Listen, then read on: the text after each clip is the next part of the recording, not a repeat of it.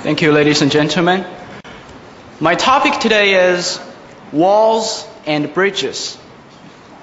I'm studying in a city famous for its city walls. All visitors to my city are amazed by the imposing sight of the city walls, silhouetted by the setting sun with gold and shining lines. With old cracked bricks patched with lichen, the walls are weather-beaten guards, standing still for centuries in protecting the city. Our ancestors liked to build walls. They built walls in Beijing, Xi'an, Nanjing, and in many other cities. And they built the Great Wall, which snaked through half our country.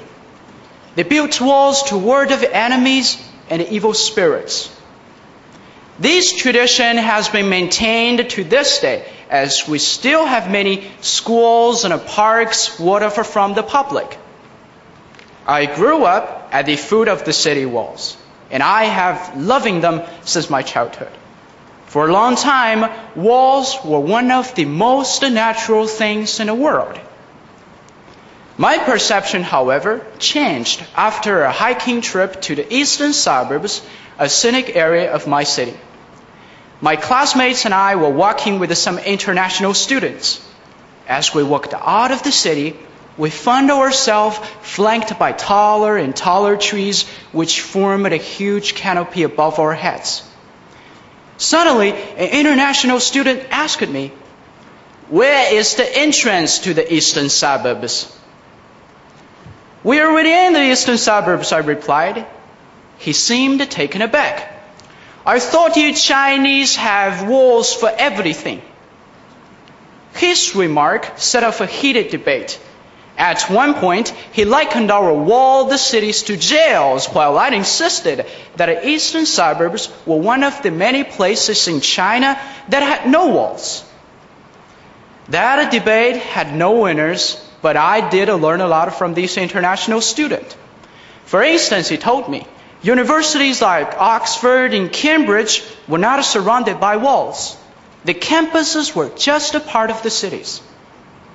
I have to admit that we do have many walls in China, and as we're developing our country, we must carefully examine them, whether they're physical or intangible. We will tear down some walls, and we will keep some of them. Let me give you an example. A year ago, when I was working on a term paper, I needed a book on business law, and I found a copy in the law school library. However, the librarians turned down my request with a cold shoulder, saying, "You can't borrow this book. You're not student head."